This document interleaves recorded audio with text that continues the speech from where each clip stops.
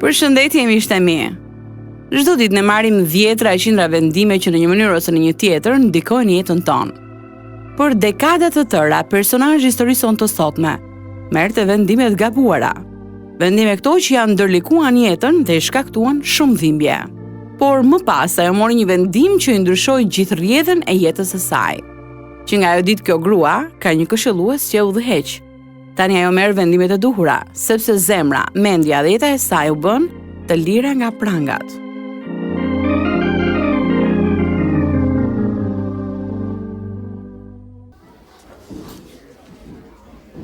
Mbani qetësi dhe më dëgjoni. Kam nxjerr notat përfundimtare. Më vjen mirë që të gjithë e keni marrë lëndën e daktilografisë këtë vit. Përveç njërës që nuk ka mundur të kaloj.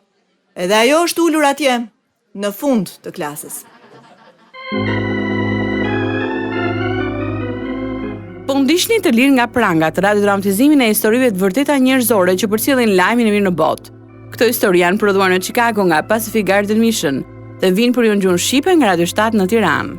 Sot për transmetim ju të ndihni programi me numër 314, programi që bën të përballeni me veten dhe të mendoni.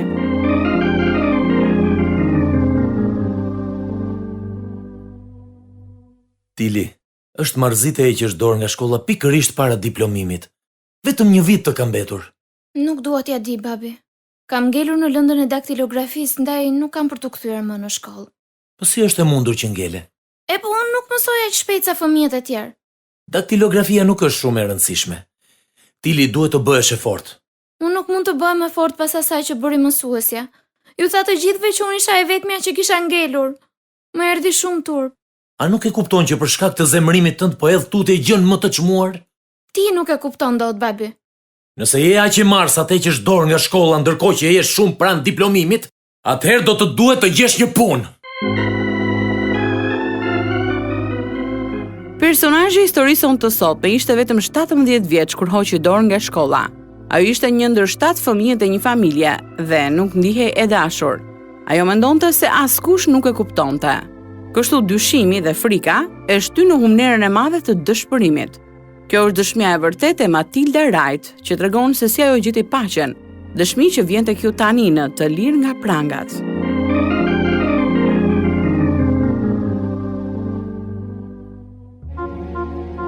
Nuk besoj se familja ime e ka kuptuar ndonjëherë se sa bosh jam ndier gjithë ato vite. Asnjëherë nuk e ndjeva dashurinë e nënës. Nuk e dija pse ajo dukej e pakënaqur me mua. Doja të merrja mësime kërcimi, por ajo nuk më lejonte. Doja të luaja me vajzat e lagjes, as për këtë nuk më lejonte. Më dukej sikur të gjithë në familje qeshnin me veprimet e mia. U përpoqja t'i fshija ndjenjat e mia të çuditshme, derisa ata më kuptuan. Pasi hoqja dorë nga shkolla, fillova të punoja në një fabrikë dhe, megjithse isha 21 vjeç, ende ndihesha konfuze dhe në ankth. Disa miq të prindërve më nxitën t'i shkruaja nipit të tyre që jetonte në Itali. Nëna ishte ajo që më inkurajoi më shumë. Tili, unë nuk e kuptoj pse nuk dëshiron të shkosh në Itali për të takuar atë djalë.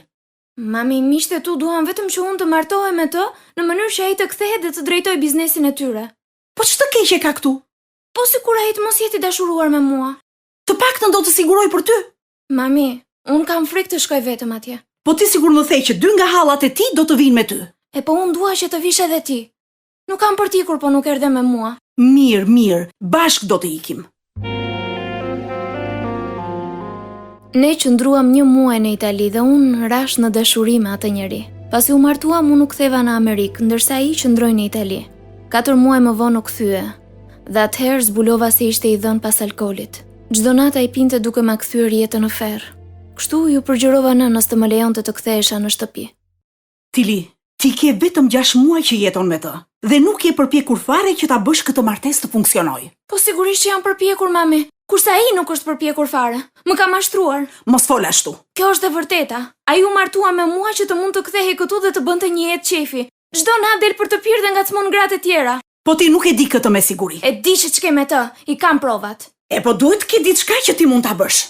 Unë nuk mund të bëj më asgjë sepse ai dëshiron që të ndahemi. Dhe ti mos prano? Po nuk dua të jem më e martuar me të. Dua të kthehem në shtëpi. Mirë pra. Mund të kthehesh, por unë nuk mendoj se ndarja është zgjidhja e duhur. Ne u ndam dhe unë u ktheva në punë.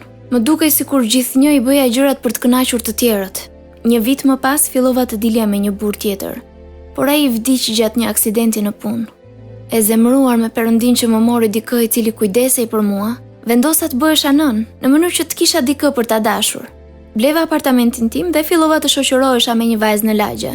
Ajo ishte një nga vajzat me të cilën nëna ma kishte ndaluar të rija kur isha 12 vjeçe. Shumë shpejt i humba vlerat morale, ashtu si miqtë e mi. Dëshpërimi bëri që të kthehesha sërish në shtëpi. E dija që kjo do të ndodhte një ditë.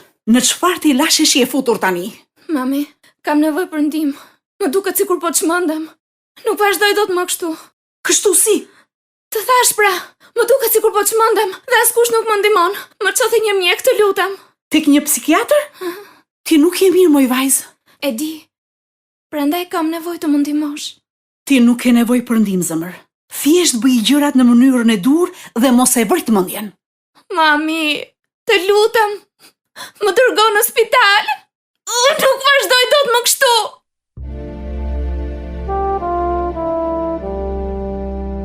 Ajo që kërkoja ishte të sigurohesha se nëna më donte.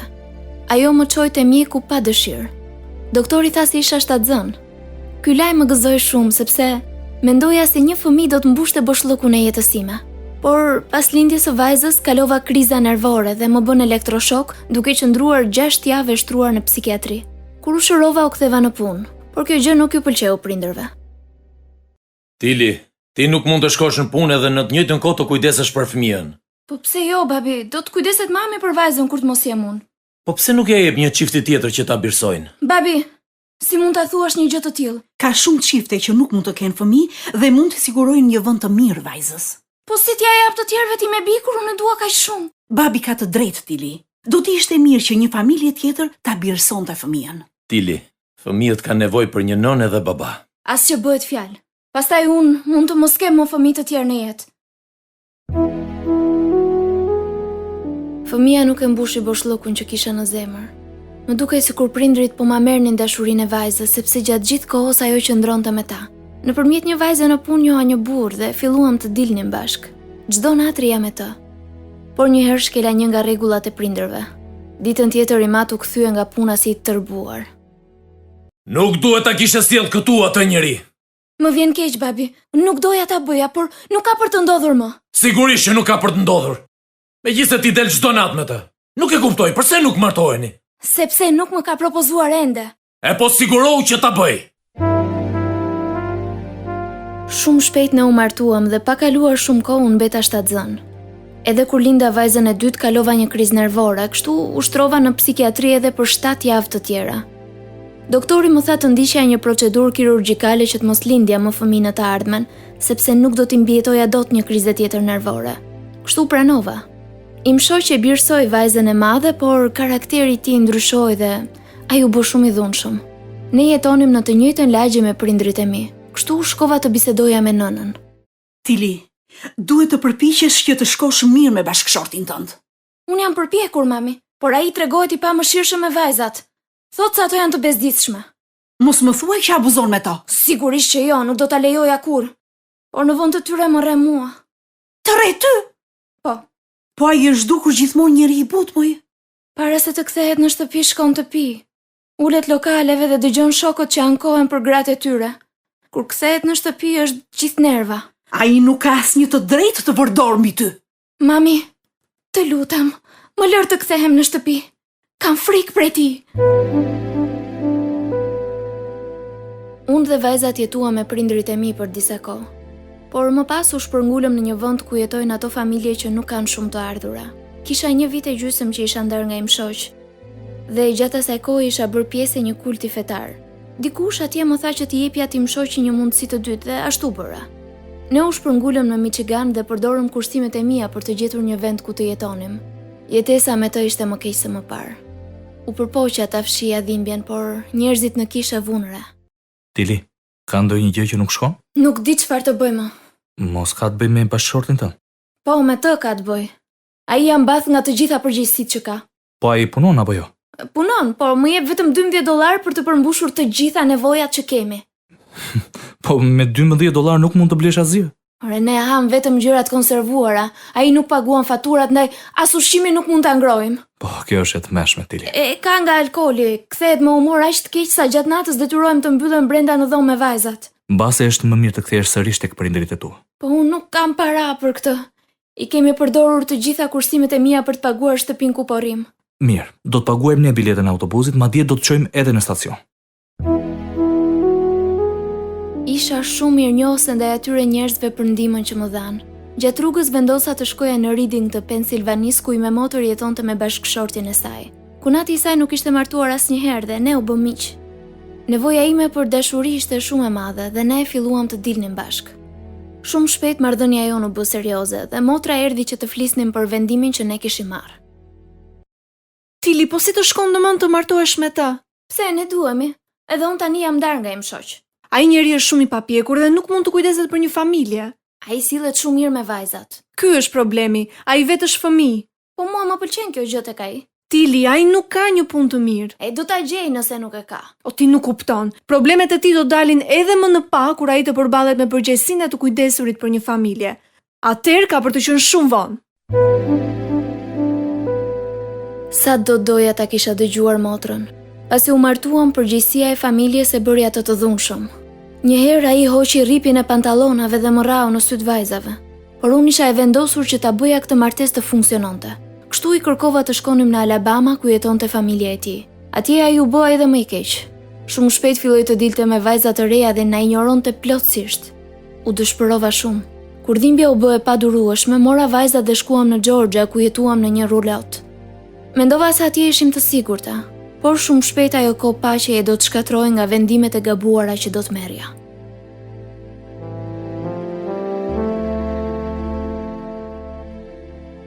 E vetmja nevojë që kisha ishte që dikush të më donte, të më kuptonte dhe t'i donte vajzat po aq sa i doja unë. Ky dikush kishte qenë pranë meje gjatë gjithë kohës, por unë nuk e dija. Gruaja që zotëronte zonën ku parkoheshin në rulotët kishte një djalë të divorcuar me 3 fëmijë. Një ditë ai erdhi të më takonte. Përshëndetje, ti duhet jesh Tili. Po, unë jam. Po ju kush jeni? Jam Larson. Mendova se nëna ime të kishte folur për mua. Ah, po, më ka folur. Doja thjesht të të ofroja mirëseardhje në këtë vend. Më thuaj nëse do të kesh nevojë për ndonjë gjë. Për momentin jemi shumë mirë. Nëna më tha që ke ardhur vetëm këtu. Më pëlqen të jem vetëm. Më pëlqen qetësia. Nëna më tha edhe që je ndar nga bashkëshorti, ndaj mund të kesh nevojë për ndihmën e një burri. Megjithse nuk jetonte në atë zonë, ai vazhdonte të vinte her pas here për të parë se si isha. Vizitat e para ishin miqësore. Kam sjell fëmijët që të njohin vajzat e tua. Në shtëpinë time kam shumë hapësirë për fëmijët që të luajnë. Eja, shkojmë atje. Kështu edhe ne të dy do të kalojmë më shumë kohë së bashku. Tili, si thua sikur të vish të jetosh me mua. Kështu mund të kursesh para dhe do të jemi të gjithë së bashku.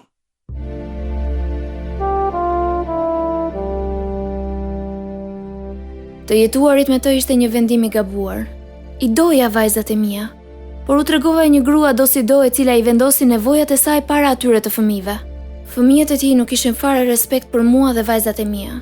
Kështu, një ditë kur ai ishte në punë, unë shkova në Karolinën e Veriut. Ndalesa e parë ishte pranë një zyre të ndihmës sociale ku një punonjëse na siguroi një vend për të kaluar natën. Arritëm. Ky vend të kalldatën është si në ndonjë film të frikshëm. E po, vetëm këtë disponojmë. Sot na është dashur të kujdesemi për shumë njerëz. Jeni e sigurt që këtu do të jemi të sigurta? Është një vend shumë i errët dhe izoluar. Mos u shqetësoni, asgjë nuk do t'ju ndodh. Para jush këtu kanë qëndruar edhe familje të tjera. Vajzat ishin të lodhura dhe ushtrin të flinin, por unë ndenja zgjuar sepse vendi ishte i frikshëm. Çdo zhurmë apo bisedë që dëgjoja jashtë derës më dukej si kërcënim.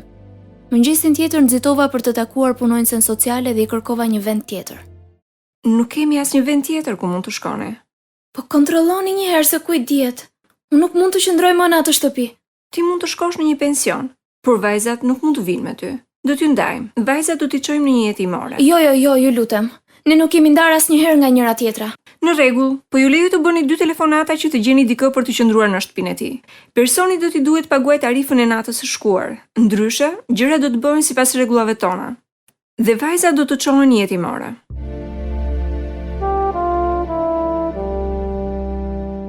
I telefonova personit me të cilin kisha jetuar dhe ai u shtir sikur kishte qenë duke na kërkuar, sikur i interesonim, por e vërteta ishte ndryshe. Si është e mundur që u largove ashtu pa më lajmëruar? Shiko, fëmijët e tu nuk kanë as pak respekt për mua. Edhe kujt është faji për këtë? Mund t'ju thuash të më trajtojnë ndryshe. Po me sa shoh ti nuk do t'ja dish fare për ne. Tani ashtu është. Nuk dua të jetoni me ne. Bët gabim që u larguat në atë mënyrë. Ishte e vetmja rrugëzgjidhje që kishim. Edhe tani fëmijët e mi duan që të largoheni me të mira. Po ne nuk kemi ku të shkojmë. Po unë për ju. Po nuk u largove do të marrë policinë të arrestojnë. Kështu ke për t'ju humbur vajzat. I telefonova motrës time dhe bashkëshorti i saj na pagoi biletat e autobusit. Ne shkuam të jetonim me ta në Florida. Bashkëshorti i saj më dha para borxh që të blija një makinë për të shkuar në punë. Ai nuk pranoi të paguaja qira për shtëpinë dhe më tha ti kushtej aparat. Kështu bëra. Por një ditë u zemrua me mua dhe tha se nuk isha e aftë për të rritur fëmijë, se punonjësi social duhet i largonin vajzat nga unë. E friksuar mblodha gjërat e mia dhe të vajzave dhe udhëtuam për 1126 kilometra. Mbietuam për një javë, por më pas i telefonova motrës. Tili, po ku je tani? Në Johnstown të Floridas. Johnstown se? Po pse u largove pas asgjë? Kisha frikë se mos telefononit punonjësit social. Ato do të më kishin marrë vajzat. Ne nuk do ta bënim kur këtë. E po unë kisha frikë nga ato që tha yt shoq. Tili, duhet të mendosh edhe për të tjerët, jo vetëm për veten. Ne nuk e dinim çfarë ju kishte ndodhur. Kjo gjë nuk është e drejtë. Yt shoq duhet jetë shumë i zemëruar me mua. Është që të shke me të. Ti e di sa të ka ndihmuar ai. Dhe ti je shpërbleve në këtë mënyrë. Të gjithë janë të zemëruar me mua. Edhe vajzat e mia. Ato duan të vinte këty. Duhet të kthehesh, Tili. Gjatë rrugës kam menduar që nga çasti në çast mund të vdisja në çdo kohë. Dhe kisha frikë për atë që mund t'ju ndodhte vajzave më pas. Tili, nuk është mirë të rish vetëm andej. Me sa duket, ky ishte një tjetër vendim i gabuar që mora. Kur u ktheva gjeta një apartament dhe një punë. Megjithatë jeta ishte shumë e vështirë. Për të mbushur bëshllokun brenda meje fillova të pija, por as ajo gjë nuk më ndihmoi. I mat kishte vdekur ndërsa nëna vinte në Florida çdo dimër dhe qëndronte me ne disa muaj. Si po të shkojnë gjërat, Tili? Jeta është një luftë e vërtet, mame. Por doja të të pyesja për një gjë. Kur të kthehesh në Pensilvani, a mund të vim edhe ne me ty? Pse bi, nuk je lumtur këtu? Unë kam nevojë të punoj, por nuk kam askënd që të kujdeset për vajzat. Të kuptoj. Sigurisht që ato do të ishin më të gëzuara këtu. A mund të kujdesesh ti për to gjatë kohës që do të jem në punë? Sigurisht që po. Kam frikë të udhtoj vetëm, por unë mund të të ndjek nga pas me makinën time. Ti e di që jo gjithmonë ndodh kështu. Për çfarë ke fjalën?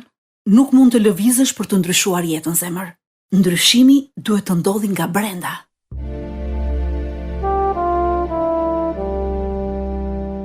Atë muaj shkurti ne u shpërngulëm sërish në veri. Unë udhëtova me nënën duke e ndjekur nga pas me makinë. Vajza e vogël ishte me mua, ndërsa e madhja me nënën. Në atë kohë isha 38 vjeçe. Qëndrova me nënën dhe e vetmja punë që gjeta ishte pastrimi i shtëpive. Pas disa kohësh njoha një grua e cila vinte në shtëpinë e nënës për të shitur produkte kozmetike. Ajo ishte e krishterë dhe dukej që kishte shumë paqe brenda saj. Një nga shtëpitë që pastroja ishte edhe shtëpia e saj. Duke qenë se ne u bëm shumë të afërta me njëra tjetrën, i telefonova në orën 5:30 të mëngjesit.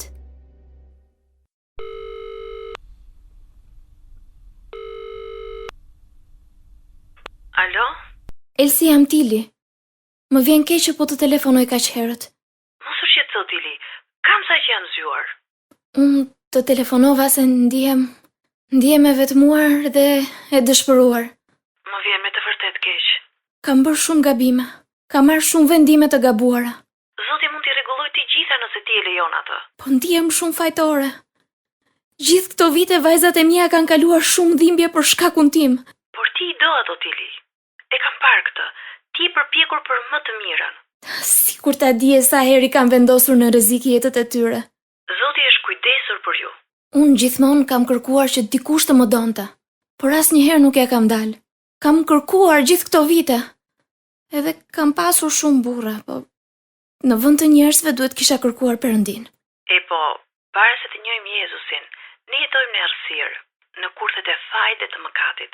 Por Perëndia të do dhe të ka tërhequr pranë vetes. Kështu mendon? Jam e bindur për këtë. Biblia është fjala e Perëndisë dhe këtë thot. Oh, Elsi, sa do doja të kisha paqen dhe sigurinë tënde. Tili, gjej një kishë të mirë pranë shtëpisë ku jeton. Një që mëson Biblën dhe fillo të shkosh në shërbes. Elsi, të jam shumë mirënjohëse sepse më ke ndihmuar jashtë mase. Po ne këtë duhet bëjmë për njëra tjetrën, Tili. Perëndia sill njerëz në jetën tonë për të na tërhequr pranë tij. Planet e tij janë gjithë një të mira. Mos e harro këtë, Tili.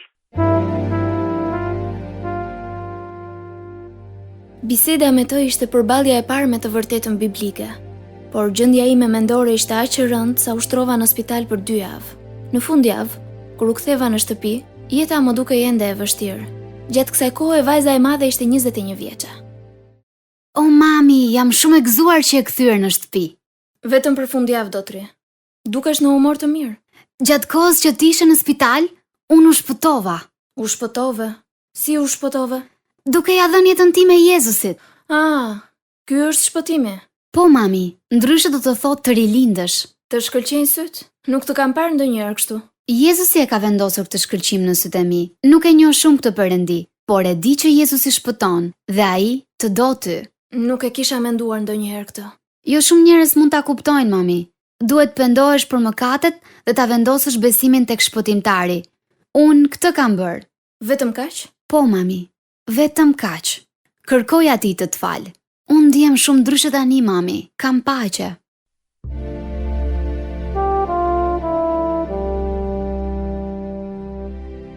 Paqja ishte diçka që unë nuk e njihja, por që e dëshiroja shumë. Doja të kisha të njëjtin gëzim si i me bi. 12 bloqe larg shtëpisë së nënës gjendej një kishë. Kështu kërkova numrin e shtëpisë së pastorit në numëratorin telefonik dhe e telefonova. Unë nuk jam në kishë të shtunave. Po shpresoja shumë që të mund të flisnim.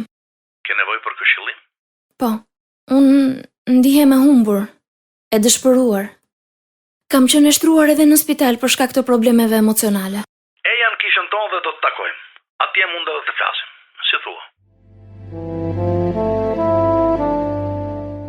Tili, si mund të të ndihmoj? I me bi më ka thënë se ka rilindur dhe dua të më shpjegosh se çfarë do të thotë kjo. Le të shohim çfarë thot Bibla. E beson ti që Bibla është fjala e Perëndisë? Po, e besoj. Tek Ungjilli i Gjonit, kapitulli 3, vargu 3, Jezusi tha: nëse një nuk ka rilindur, nuk mund ta shohë mbretërinë e Perëndisë. E sheh Tili? Djalli të bllokon mendjen që të mos shohësh gjërat e Perëndisë, sepse ai dëshiron që ti të ecësh në errësirë dhe të mos e gjesh asnjëherë dritën që është në Krishtin Jezus. Perëndia krijoi çdo gjë dhe i dha njeriu pushtetin mbi gjithçka që gjendet mbi tokë. Por në kopshtin e Edenit, njeriu ja dha pushtetin Satanit, duke mëkatuar ndaj Perëndisë. I kam dëgjuar këto gjëra edhe më parë. Pikërisht në atë kohë dhe në atë vend, Perëndia premtoi se do të sillte një shpëtimtar për njeriu në mënyrë që ne të kemi një marrëdhënie me të në përjetësi.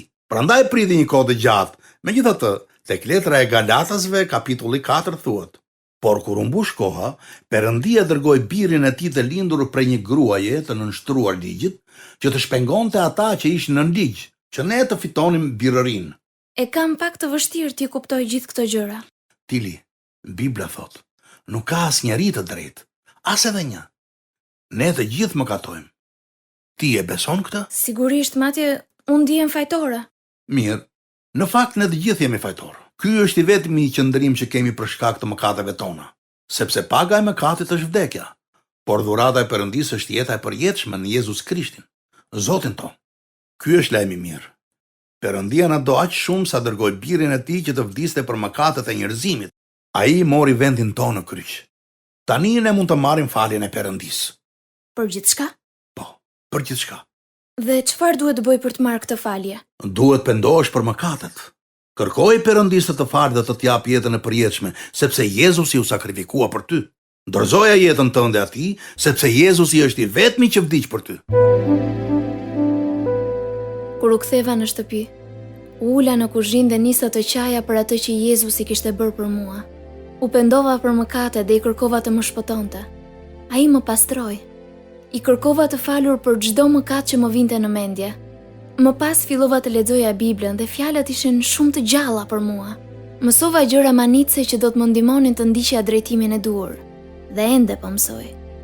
Isha 46 vjeçe kur Jezusi më shpëtoi. Sot jam 71 vjeçe dhe e dua shumë atë. Ai më ndihmoi të rindërtoja marrëdhënien me vajzat e mia. Tani jetoj vetëm dhe i ndihmoj të tjerët duke dhënë, jo duke marrë prej tyre. Ky është Jezusi ynë. Ai tha: "Ejani tek unë, o ju të gjithë të munduar dhe të rënduar, dhe unë do t'ju jap çlodhje."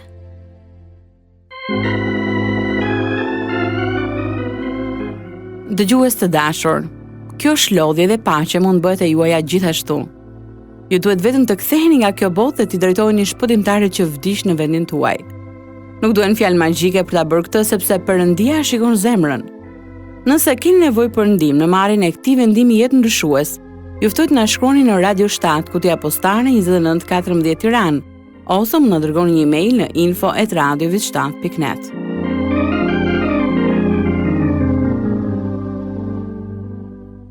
Ndoqët programi me numër 314. Kjo ishte historia e vërtetë e Matilda Wright.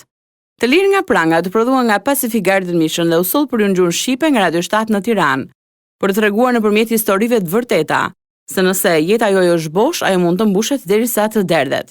Do të ishte kënaqësi të dëgjonim se si ka ndikuar këto programe në jetën tuaj, ndaj mos harroni të na shkruani.